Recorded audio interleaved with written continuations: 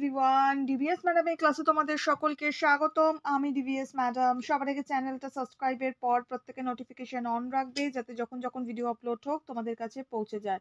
আলোচনার বিষয় class 6 geography. জিওগ্রাফির আমরা একটি স্কুলে 6 নম্বর স্কুলের প্রশ্নপত্র সলভ করছি। হিস্ট্রিটা আমাদের হয়ে গেছে, লাইন ভিত্তিক পড়া হয়ে গেছে, প্রশ্ন উত্তর হয়ে গেছে। জিওগ্রাফিরও আমাদের লাইন ভিত্তিক পড়া, প্রশ্ন উত্তর হয়ে গেছে। আমরা প্রশ্নপত্রগুলো সলভ করছি। শুরু করা যাক। সবার প্রথমে প্রশ্ন, সঠিক উত্তরটি বেছে নিয়ে লেখো।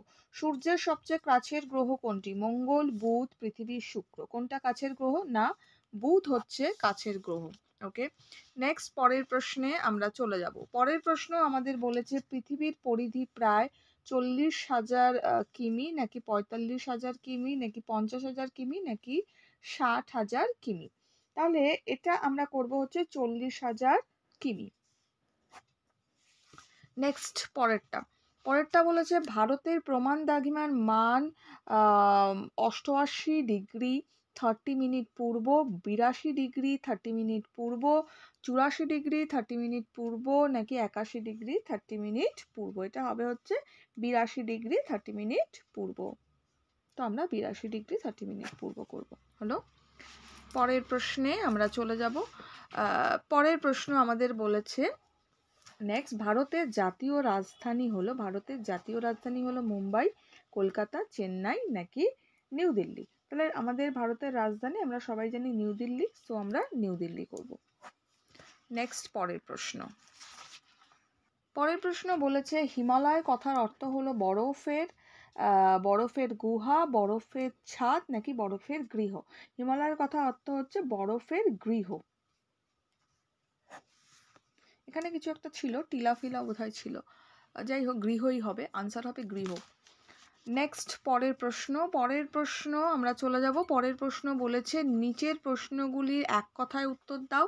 বলছে ভারতের প্রথম কৃত্রিম উপগ্রহের নাম কি? আচ্ছা, ভারতের প্রথম যে কৃত্রিম উপগ্রহ ছিল সেটার নাম হচ্ছে আর্যভট্ট। আর্যভট্টের নাম অনুসারেই এটা দেওয়া হয়েছিল, সো আমরা আনসার লিখবো হচ্ছে আর্যভট্ট।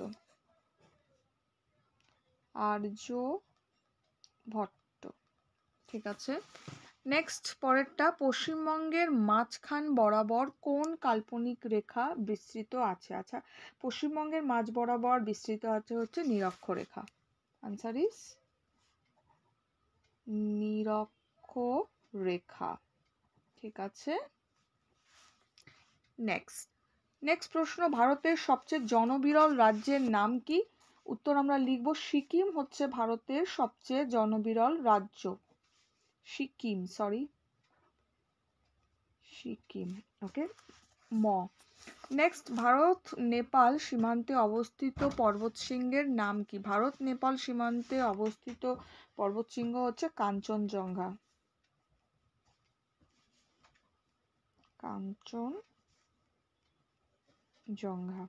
ঠিক আছে।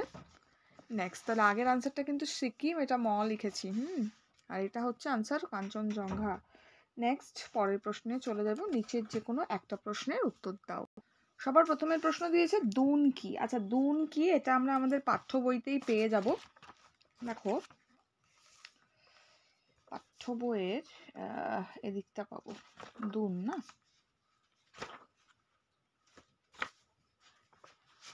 এখানে আছে, এই যে আমাদের যে শিবালিক আছে এখানে পাবো। দেখো, হিমাচলের দক্ষিণে অবস্থিত শিবালিক ও হিমালয়ের মাঝের সংকীর্ণ উপত্যকাকে দুন বলে, যেমন দেরাদুন। ঠিক আছে, এক্সাম্পলও আমরা অনেক প্রশ্নপত্রে পেয়ে থাকি যে দুন কাকে বলে, একটা উদাহরণ দাও। ঠিক আছে, দেরাদুন তখন দিতে হবে। তো যাই হোক, এটা আমরা লিখবো। এটা পেজ নম্বর 72-এ তোমরা পেয়ে যাবে পাঠ্য বইয়ের। ওকে, দুনটা দেখে নিয়েছো। নেক্সট পরের প্রশ্ন আমাদের বলেছে আলোকবর্ষ কাকে বলে? আচ্ছা, আলোকবর্ষ কাকে বলে এটাও আমরা বইতে পাবো, একদম প্রথমে পেয়ে যাব আলোকবর্ষ, এখানেই আছে আলোকবর্ষটা।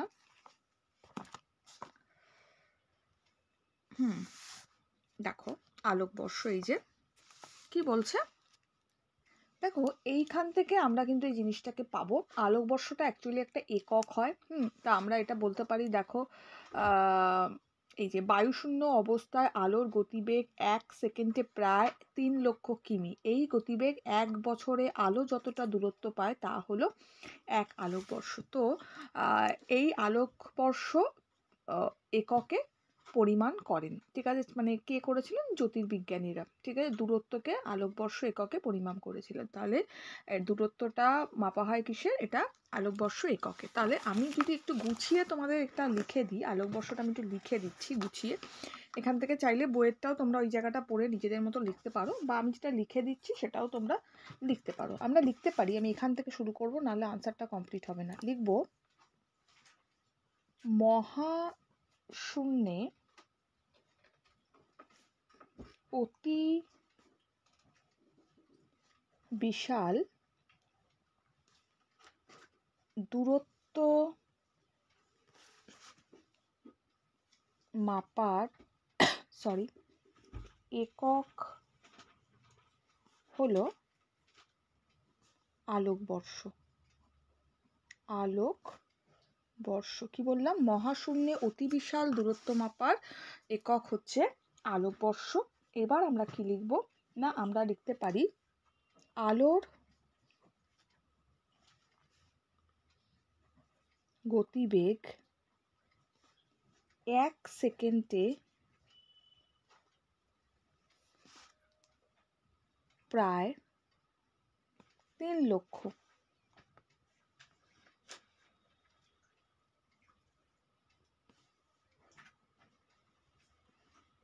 কিমি, ঠিক আছে? 3 লক্ষ কিমি। এই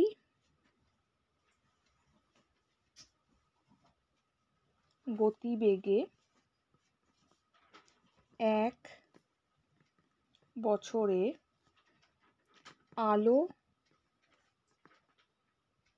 যতটা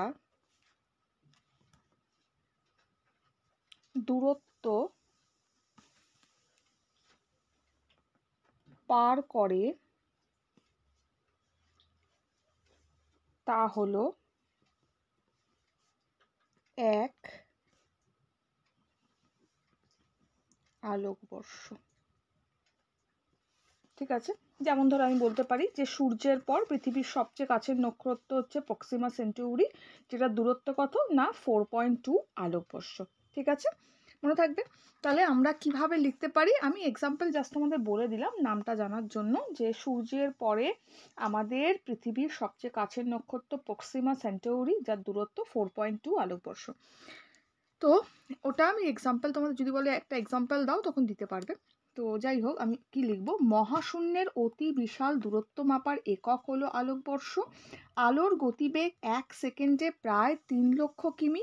এই গতিবেগ 1 বছরে আলো যতটা দূরত্ব পার করে তা হলো 1 আলোকবর্ষ। হলো? ক্লিয়ার? দেখে নিয়েছো?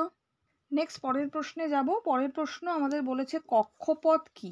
এই যে কক্ষপথ কি, এটাও আমরা আমাদের বইতে পাবো। কক্ষপথ কি দেখো, এটা আমরা এদিকে পাবো সেকেন্ড চ্যাপ্টারে, সেকেন্ড চ্যাপ্টার না, এটা সরি থার্ড চ্যাপ্টারে পাবে, এদিকটা পাবে। এই যে নিরক্ষতল, কক্ষতল। দেখো কি বলেছে, পৃথিবী যে পথে সূর্যের চারিদিকে ঘোরে তা হলো পৃথিবীর কক্ষপথ।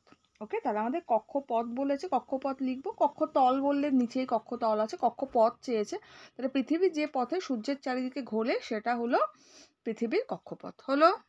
নেক্সট আমাদের বলেছে অক্ষরেখা আর দাগিমা রেখার মধ্যে পার্থক্য লেখো। এটা কিন্তু আমরা আমাদের বইতেই পাবো, অক্ষরেখা আর দাগিমা রেখার মধ্যে পার্থক্য। এটা অলরেডি আমি তোমাদেরকে যখন বই পড়িয়েছিলাম বলেওছিলাম, করিয়েওছিলাম।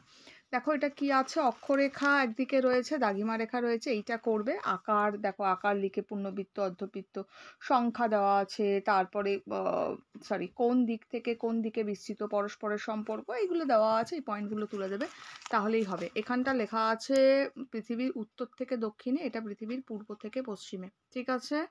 দেখে নিয়েছো? এটা সমান্তরাল নয় লিখেছি, এটা 189টি লেখা, এটা অর্ধবৃত্ত লেখা। হলো? ক্লিয়ার? নেক্সট নেক্সট প্রশ্ন আমাদের বলেছে সংবিধান স্বীকৃত 6টি ভাষার নাম লেখো। সংবিধান স্বীকৃত 6টা যে ভাষা আছে এটা আমরা আমাদের পাঠ্য বইতে পাবো, এদিকটা পাবো। ভারত আমার দেশ, মানে আমাদের দেশ ভারত, এখানেই পাবো। এই যে সংবিধান স্বীকৃত ভাষা, ঠিক আছে। মোট 22টি ভাষা, হিন্দি, বাংলা, তেলেগু, মারাঠি, তামিল, উর্দু, গুজরাটি, মালায়ালাম, কানাড়া, উড়িয়া, পাঞ্জাবি, অসমিয়া, কাশ্মীরি, সিন্ধি, মণিপুরি, নেপালি, বোড়ো, মৈথিলি, ডোগরি, সাঁওতালি, সংস্কৃত আর কোঙ্কণি, ঠিক আছে। তাহলে এটা আমাদের হলো সংস্কৃত স্বীকৃত ভাষা। এগুলোর মধ্যে থেকে আমাকে 6টা ভাষার নাম লিখতে বলেছে, যে কোনো 6টা ভাষা দিয়ে দেবে। পরেরটা টিকা দিয়েছে, আন্তর্জাতিক তারিখ রেখা আমাদের টিকা করতে দিয়েছে। তো এটাও অলরেডি আমরা আগেও একটা প্রশ্নে পেয়েছি। তাহলে এটা আমরা পাবো হচ্ছে আমাদের প্রথম দিকে, এটা পাবো এখানে পাবো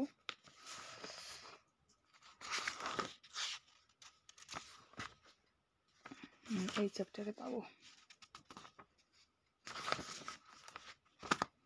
দেখো এখানে পাবো। এইটা আমরা লিখবো আন্তর্জাতিক তারিখ রেখা। কি লিখবো? পূর্ব থেকে পশ্চিম দিকে যেতে থাকলে সময় ক্রমশ পিছিয়ে যাবে, অর্থাৎ একই দিনের আগের সময়ে পৌঁছে যাবে, আর পশ্চিম দিক থেকে পূর্বে যেতে থাকলে সময় এগিয়ে যাবে। এই সমস্যার সমাধানের জন্য মূল মধ্যরেখার ঠিক বিপরীতে 180 ডিগ্রি দ্রাঘিমা রেখা অনুসরণ করে আন্তর্জাতিক তারিখ রেখা ঠিক করা হয়েছে, ঠিক আছে।